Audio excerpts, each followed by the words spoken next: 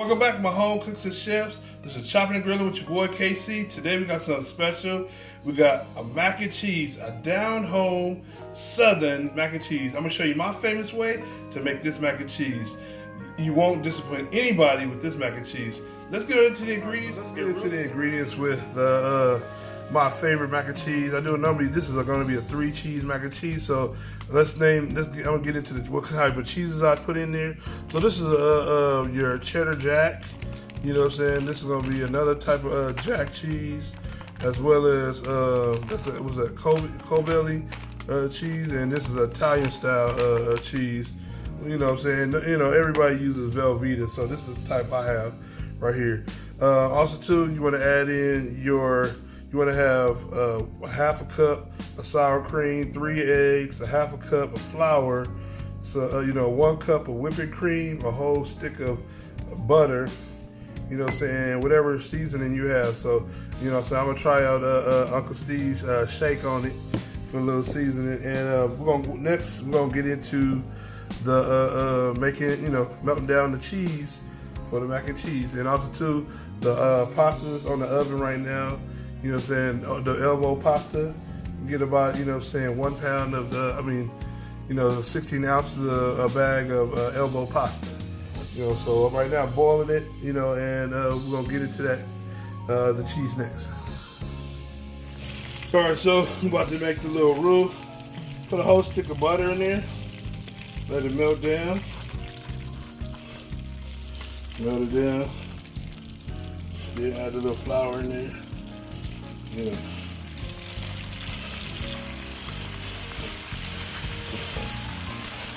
it around. So we add the whipping cream in with the cheese. Let it melt on down.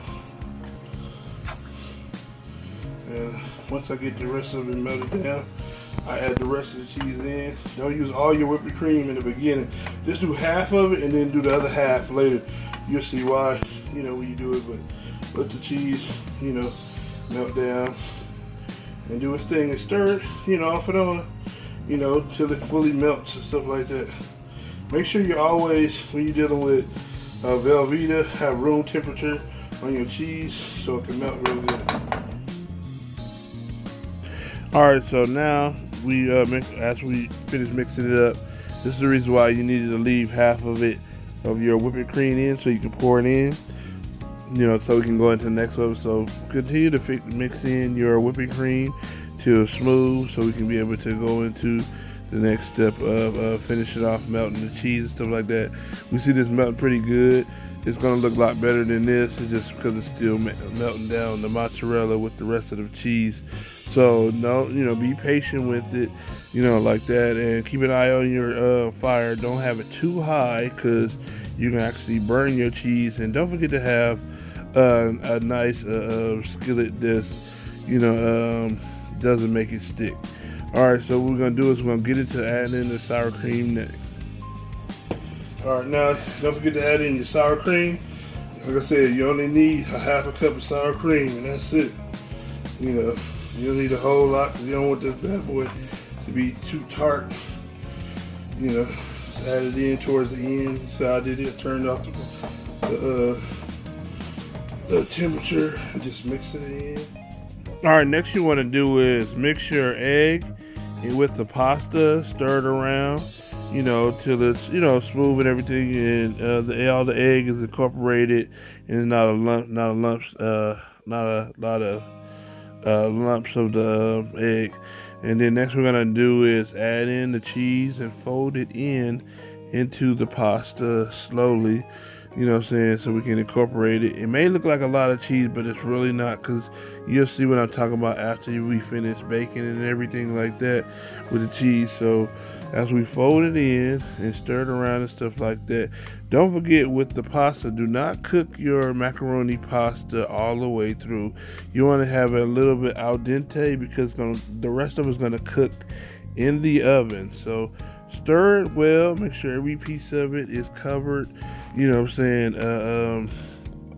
through and through. We see this, there's enough cheese. That's why we use that much cheese to mix in with the pasta. And after we do that, we're gonna get our dish. So once we finish mixing this in, we're gonna put it into the dish.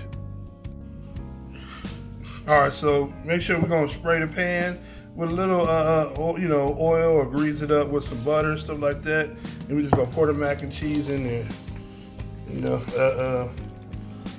Yeah, just pour it in the, whatever skillet, or whatever you have.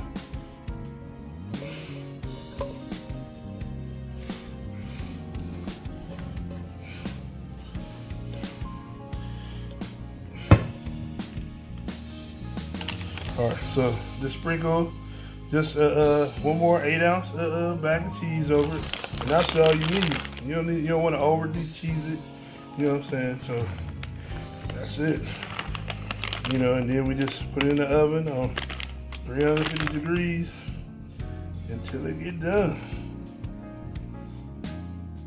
All right, now that the mac and cheese is done, we see it's bubbling nice and melted all the cheese and stuff like that. You got a little, little brown indicators that it is done. It's fully done and everything like that. You got to remember that the pasta's actually fully cooked and everything.